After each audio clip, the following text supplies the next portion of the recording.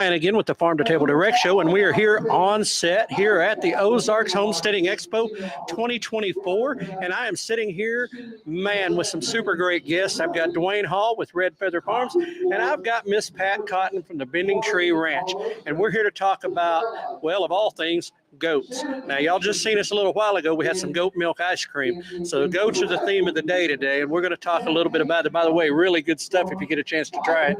But anyway, so we're going to jump right in with this. We're going to have a little chat. I know Dewayne has done your speaking already. Do you have another one, Dewayne?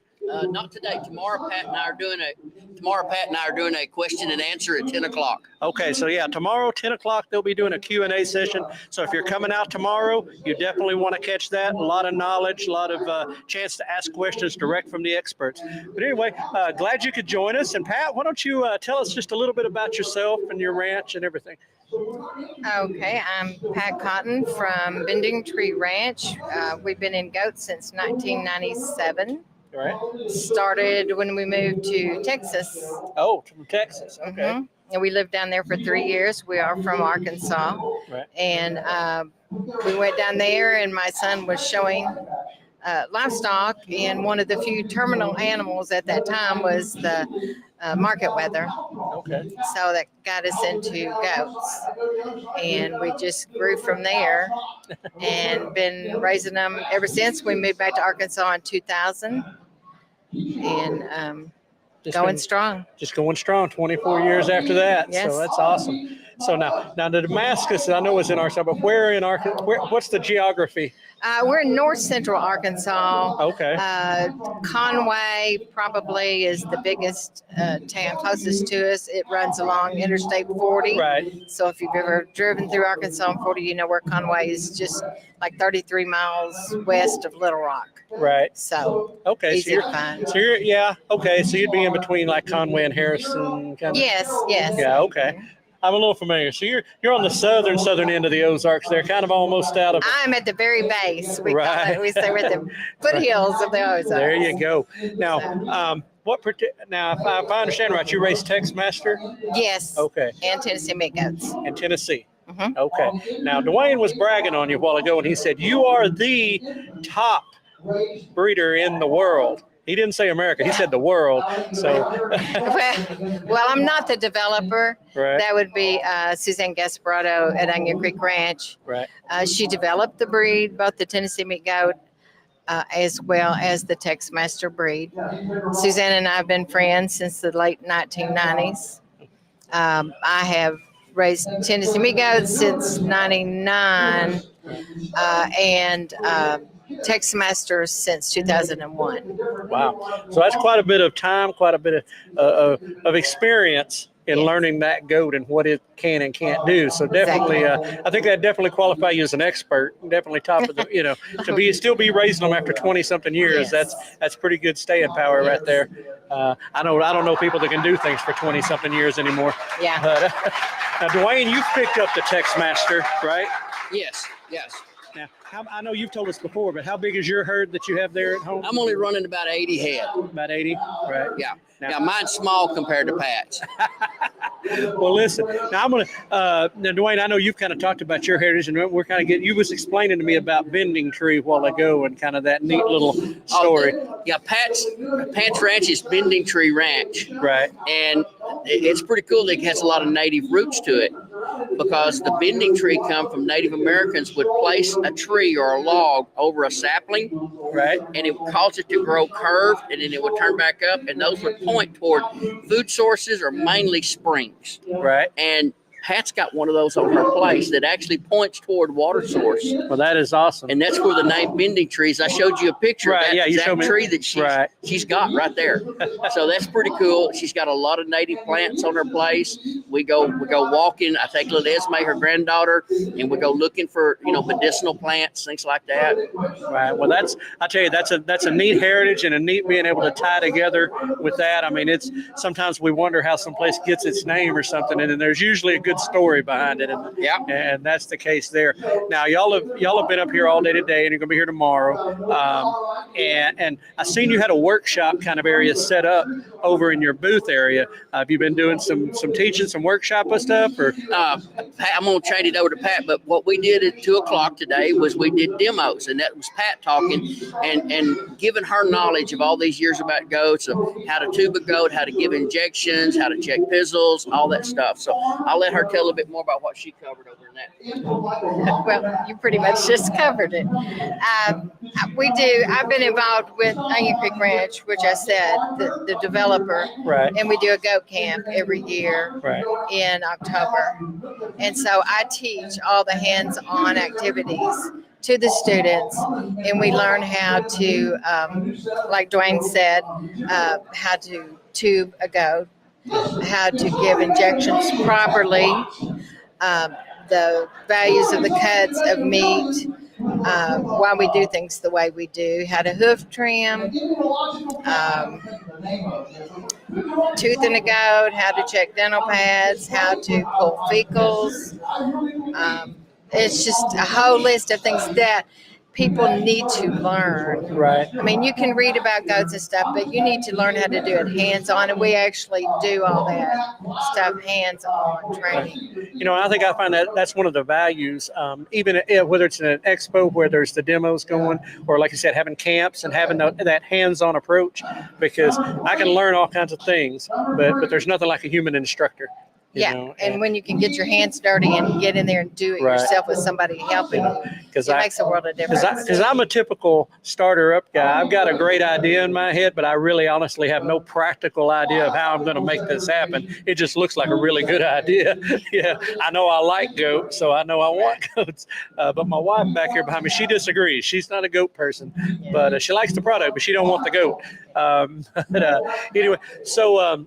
now I know Dewayne's y'all been doing this quite a while. I mean, do y'all come to a lot of these events or festivals, or is this? Well, this is my first time to come with Dewayne and help him. I visited last year and listened to his talk, but this is my first time to do anything hands-on. He's the pro. Right. Oh, you're the pro at the events. That's what. Well, I've been speaking at these events probably about 5 years. Right.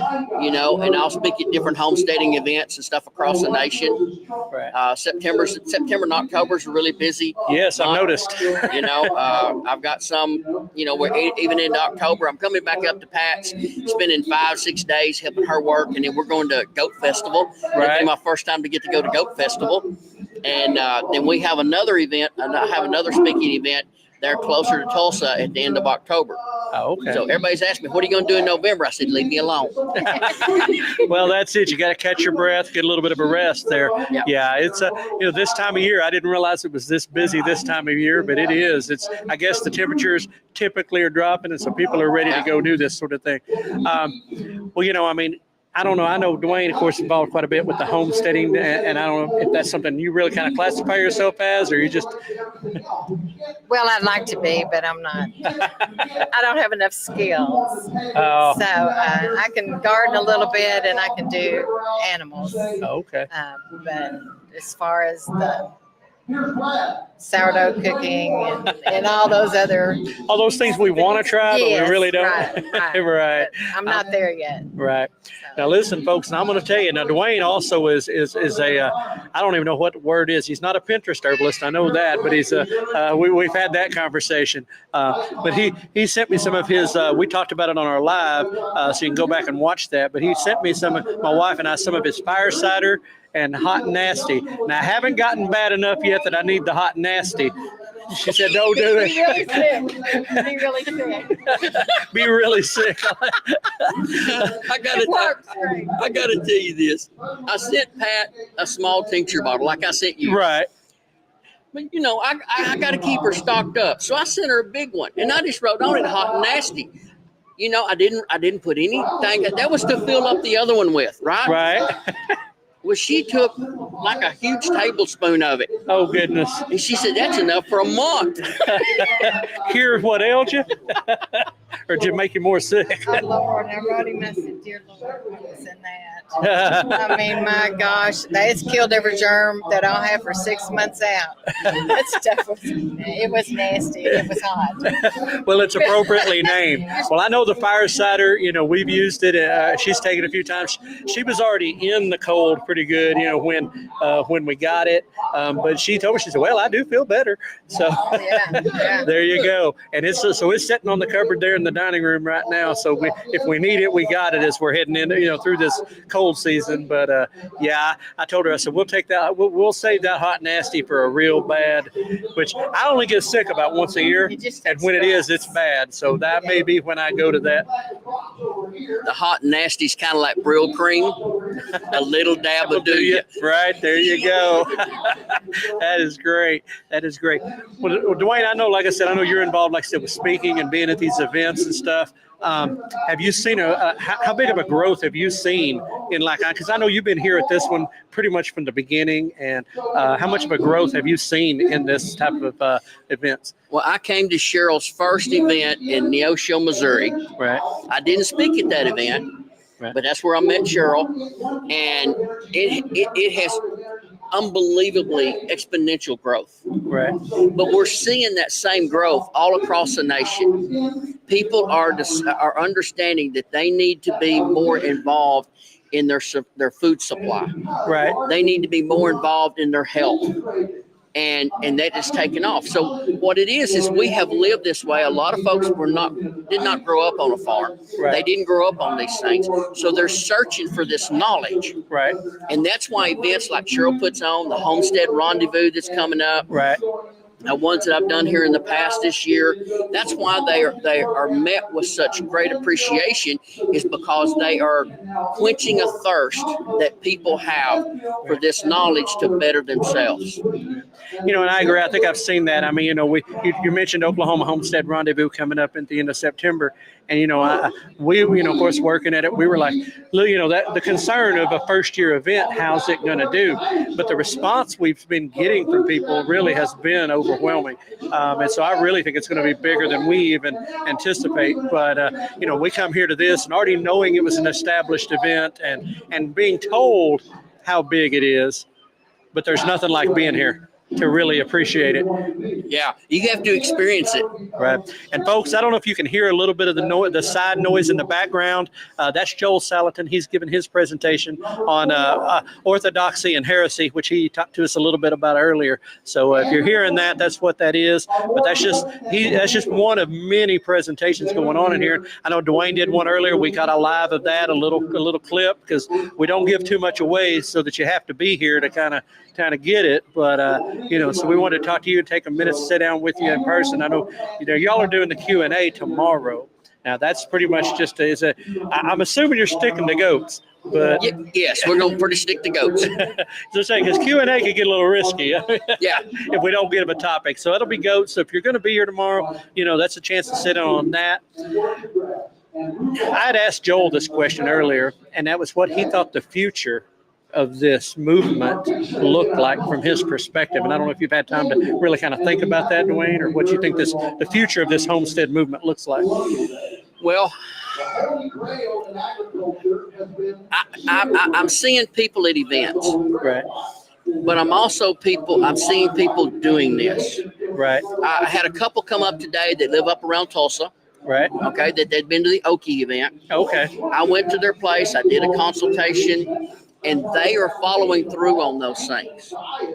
So we're seeing people come here to learn what to do to follow through. Right. I see this. Cheryl's going to have to probably find a bigger place or do something, because this may hold people for another couple of years. Right. But I foresee in another couple of years, this will not contain everyone. Right.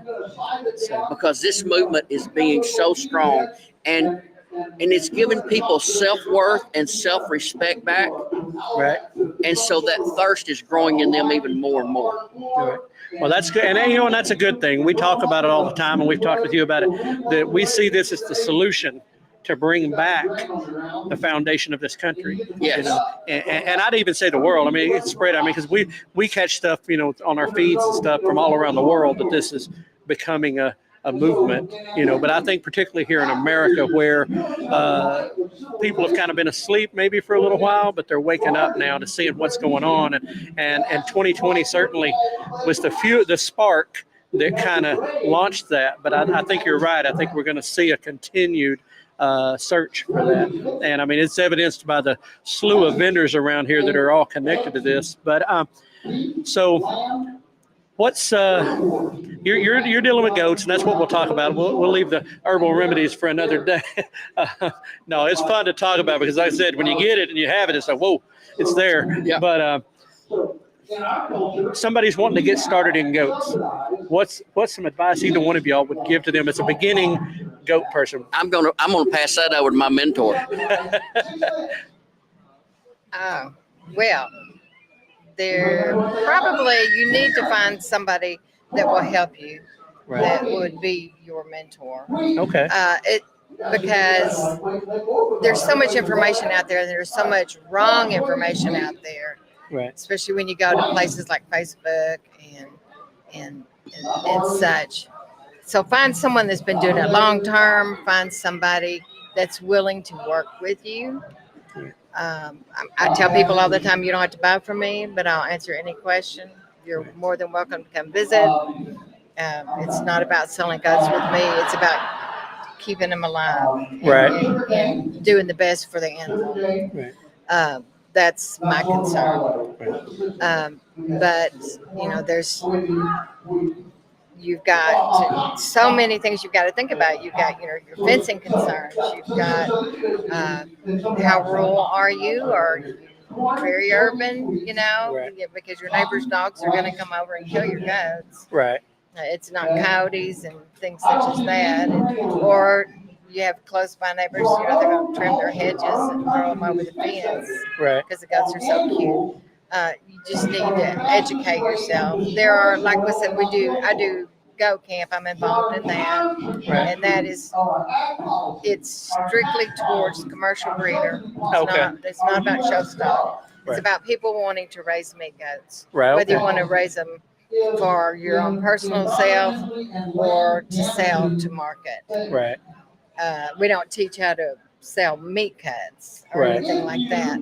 But, it's just how to take care of your animal and keep them healthy and do right by them. Because we are stewards. Right. We have to take care. And thanks for saying, that, because I know that's something me and my wife have really had a lot of deep discussion about is, even we just have a dog, dog and cats even, and how much we have to plan if we're going to be gone, much less even more if you've got livestock and you've got things out there that you have to take care of them. They can't, they've got to be fed above and before anything else and taken care of. And, that commitment level that a lot of people, I think, just don't quite realize. They think stick it out there and let it go. And no, I've made that $150 mistake and I didn't even let it go. It just took off. And, and Dewayne, I heard you say this earlier. About starting small. It's better to mess up on a $100 goat than a $500 goat, right? Yes. We always encourage people to find some local, right, inexpensive. Go through a kidding season. Right. Call me next year. Right. And I can fix you up with some good stock. Right. If you want a nice buck to put on these does, but you need to go through a breeding season. You need to decide if you want that obligation. Right. Because a lot of people don't realize what all it means. Right. You've got to make sure they got fresh water. You've got to make sure that nutrition levels are correct. If your forages are right, you're grazing, you got kids, you got to be prepared for the kidding season. My goats kid in pastures. They don't come into a barn. They're not high maintenance animals. They're goats. Right. But you still need to check on them and make sure that they have everything that they need. The kids are okay. Bad weather. Right. Because we get outside, we do need to check in the bad weather. Oh yeah, I would say so. Make sure the kids have adequate shelter. Right.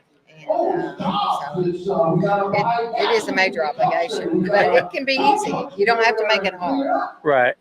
Well, I think that's that's part of that learning curve, I guess. Right. But and you talked about finding somebody, the mentor, that helps you through that learning curve and helps you through that period. And so I think that's super important. Yeah, Dwayne's done a YouTube video. Right. I don't think he's released it yet, about just some simple type facilities. I mean, you don't have to have a major big barn and all this money tied up in state of the art facilities. Right. But as long as you provide, a good shelter and water and that kind of things, they do fine. Right. Well, we always joke, goats will eat anything, including your car. But they're actually pretty picky. Yeah, well, and so, I've heard different things, like I said, and I've watched, and again, depending on what type of goat it is and what your purpose is and what you're doing, it's like even a pig, same thing, what your purpose is, what you're doing with. But so guys, I guess I'll go ahead and ask both, because we got two different farms here. How can people get a hold of y'all if they wanted to reach out to you? Well, I am on Facebook, Bending Tree Ranch. I do have a website. It is very bad, out of date. My web program died, or that computer died, and so I can't get into my custom program. But I do have a website, bendingtreeranch.com. Okay. Not on Instagram and I don't do videos, so that would be Dewayne. All right. Okay, so Dewayne, go ahead. Well, you can reach us on Facebook. That's probably the easiest way. Red Feather Farms, okay.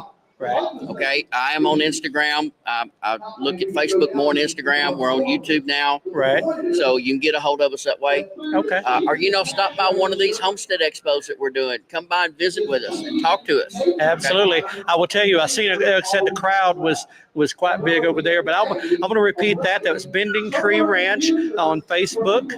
They do have a .com, but as she said, it needs work. She's working on it. But that's just what happens when a computer failure happens sometimes. But you can reach her on Facebook at Bending Tree Ranch, and Dewayne on Red Feather Farms OK on Facebook. Got to put the OK on there, because I know it will pop up other red feather if you don't. But Dewayne, you can reach out to them there. I know Dewayne, of course, does his goats, and he also does remedies and stuff, tinctures and things of that nature. So we can find them there. And so folks, make sure you want to go check that out. And also, like Dewayne said, if you're out here at these events, look for them, come talk to them. And yes, and Dewayne will be speaking actually the next you got two more that we're going to be at next week at Urban Expo in Oklahoma City. That's at Oklahoma City at the Oklahoma State Fair, Urban Homesteading Expo. It's put on by our friends from Hidden Heights Ranch and Keeping It Dutch. That's a limited amount of speakers, limited engagement, one day. Comes with the price of admission for the fair, and that is specifically for urban homesteading and urban environment. And then I know he's going to be with us down there at McAllister, Oklahoma, with Oklahoma Homestead Rendezvous. That's in McAllister, Oklahoma, September 26th and 27th at the Southeast Expo Center. You can find more about that at OK Homestead Rendezvous. That's her Gmail. Oklahoma Homestead Rendezvous on Facebook. And her email, if you're interested in volunteering or anything, is okhomesteadrendezvous@yahoo.com. I had to remember, so everybody wants to say Gmail. But anyway, so we'll be seeing quite a bit of you, Dewayne, in the next few weeks, and looking forward to that as always. But yeah, folks, so if you're in those areas, you're looking for something to do, those are definitely two events that are coming up that we know Dewayne's going to be at. We're going to be there, and others, and you can get out and get this experience we've been telling you about. But guys, so I appreciate your time. Appreciate you stopping by with us. And, we just appreciate all the knowledge and information that people are willing to share out here, and yourselves as well, with being experts in the field and, willing to share that information. And I want to tell you, I thank you guys for what you do, all of you, crew, everyone, because y'all get the information out there to everyone that's just now looking and thinking about this. Right. Okay. And also a big thank you going out to Cheryl. Oh, absolutely. For putting this event on. As you guys say, we all work together. It takes everyone, right, and that's what it does. Yes. So, and that's absolutely it. You know, that's our hashtag, Stronger Together. And of course, we also say keep it local. But yeah, you know, meeting Cheryl and working with her. I mean, I've been on the phone with her up until yesterday, but then working with her and her crew in person here has been just an absolute delight. And they put on a fabulous event here. And yeah, it takes that, and it takes them. Thank you, Dewayne, for the compliments. That's our purpose and our goal is just try to get the word out and share the information. Well, folks, we'll be back in here a little while later with a little bit more information before the day wraps up. And then, of course, we will be back tomorrow, 8 a.m. Everything kicks off. 8:30, we'll be back in wall-to-wall live coverage. So if you're tuned out for the day, sorry, but we'll see you here in a little bit. We may get some more in today. Tonight, for those that are here, if you're watching, don't forget the sneak peek of the movie Homestead that is happening tonight. It's opening to all ticket holders and attendees and vendors down here in the arena, and that is an awesome opportunity. So hopefully if you're here, you're going to make time to come back in here and watch that tonight. But folks, we will see you later. We'll catch you on the next one. And as always,